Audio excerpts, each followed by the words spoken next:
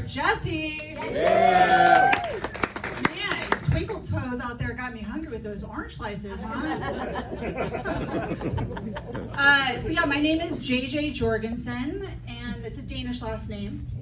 And when you're from Denmark and your last name ends in son, that means you're son of. So in my case, I'm son of Jorge. Which Jorge is not traditionally a Nordic name. So I think that great-great-grandpa Jorge must have gone up to Scandinavia looking for work in construction. Or to screw together IKEA furniture.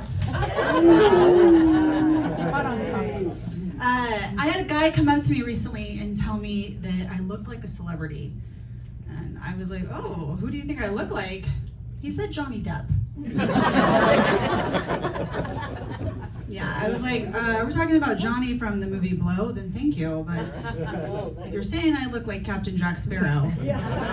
This is not smudgy eye makeup, it's exhaustion. Maybe that was just his way of telling me I look tired. I hate that when people say that. You're like, how are you supposed to respond to that, you know? So I've been watching the Winter Olympics. Woo! Yeah. My husband was an Olympic hopeful in downhill skiing, yeah. Up through 12. Yeah, not 2012. Up the age of 12, right, yeah. And I didn't know that you could retire at the age of 12, but apparently that's what he did. Every 4 years, he tells me about how hard it was to train to be a downhill skier, and how he's still chasing the high of that third place trophy he won as an 8-year-old. When I was 8 years old, I was doing dance recitals. With so much makeup on, I looked like I was going through my 3rd divorce. I guess you could say I was a community theater hopeful. And here I am performing in front of my community, so dreams, they do come true. Now, I don't know if anybody has been betting on the Olympics, but like my husband likes to gamble on sports. He'll sign us up for a couples golf tournament. He's betting on the fact that I'll find it fun. And I don't. So we both lose. And that's mostly because right away he wants to start with the coaching, you know? Like, you know what I'm talking about. All right, yeah, you know exactly. Yes. And that's how my husband looks at me. Yeah, he's like, loosen your grip, widen your stance. We haven't even left the bedroom.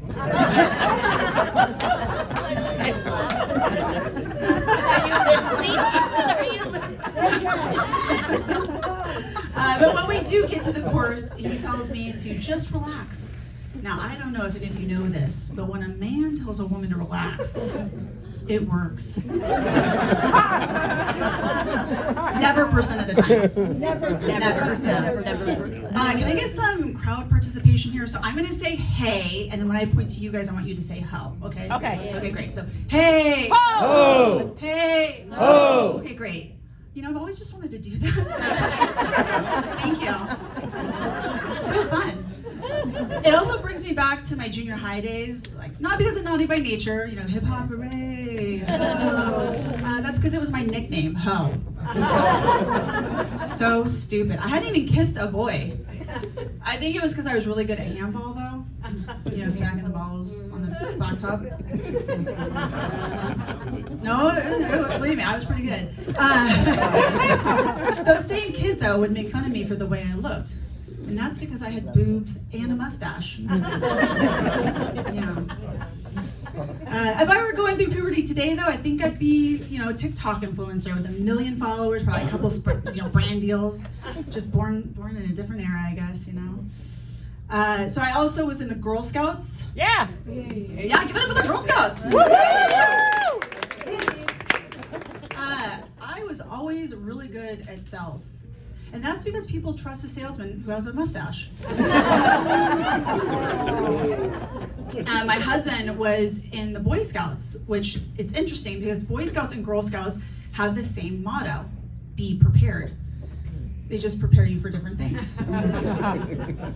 Like, he learned how to survive in a tent. I learned how to make a sales pitch. Yeah. And now there are girls in Boy Scouts helping them to pitch tents. Yeah. But making sales, that's a skill, especially when you're selling Girl Scout cookies outside of the grocery store. Where they sell cookies. On the inside. And it would always be so disappointing when someone would walk past and be like, yeah, I'll get a box on my way out. Yeah. And then they walk out and they avoid eye contact. And I would think, you know what, I'm not gonna be like that when I grow up. And I'm not. I'm more respectful. I leave out the back. My husband and I like to play Monopoly with friends. And this one time I landed on my husband's hotel. I was out of money. So instead of going bankrupt, I decided to negotiate free rent in exchange for sexual favors. You've played the game. Yeah, you're familiar. Well, it worked so well that he threw in free parking and utilities. And I ended up winning the game because I let the other players have a chance at my community chest. So when I was in college, I had a long-term boyfriend. And after I broke up with him, very important, we always want to make sure we clarify who broke up with who. After I broke up with him, he went on to date Jamie Presley. She's the girl from Joe Dirt. Yeah. Then they broke up, and she goes on to date Kid Rock. Then they break up, and Kid Rock goes on to date Pamela Anderson. And my friends were like, oh my God, that puts you in the same category as Pamela Anderson.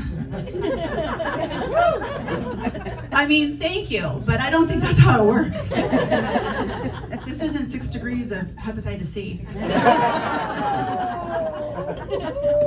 And if my friends are right, and I'm Pam adjacent, that would mean that I dated Kid Rock twice removed. But to be fair, I'm not a fan of Kid Rock. I prefer adult jazz.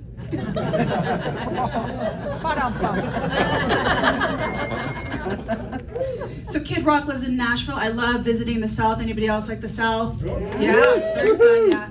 So my husband and I last year went to coastal South Carolina.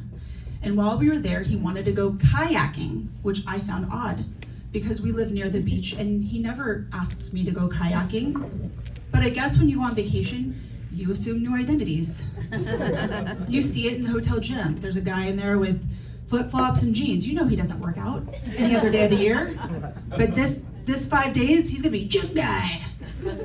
Well, my husband was kayak guy, very committed. And as we're walking down to the place where you're gonna rent the kayaks, there's signs everywhere that says, alligators, beware. And we run into a local and he goes, oh yeah, it's mating season. These gators are vicious for the next 4 months. So much so, my dog doesn't even leave the house for 4 months. I was like, oh, how lovely, lucky us. So we continue down the path. My husband's unfazed by this. And we go to rent the kayaks from this lady. And I say to her, you know, is it safe to go out there? She goes, oh, you'll be fine. I said, oh, so you go out there and kayak. She's like, oh, hell no. I'm not stupid. So off we went, and we got into the creek. Now the Southerners call it that. It's a creek, but you know they gotta make it cute. So, but as we're kayaking along, all of a sudden up pops an alligator. Yeah, it was. I felt like I was in the Disney Jungle Cruise, but this little robot's not gonna be singing "It's a Small World." No, this is a 9-inch nails gator. He's like, I wanna eat you from the inside. I'll get you closer to God. I'm like, no thank you, no thank you, I'm good. And as we're around in the corner, this group of kayakers are coming around and they're like, oh my God, there's like 8 gators back there. And I'm like, are they excited? Are they warning me? I don't know. This is weird. And it started to hit me. My husband's either really brave or he's a romantic. He knows how much I love Dateline.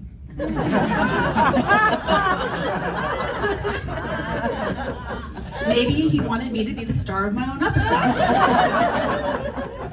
And as the gator started getting closer to me, I thought, you know what? I'm not ready to be a solvable murder mystery in 60 minutes.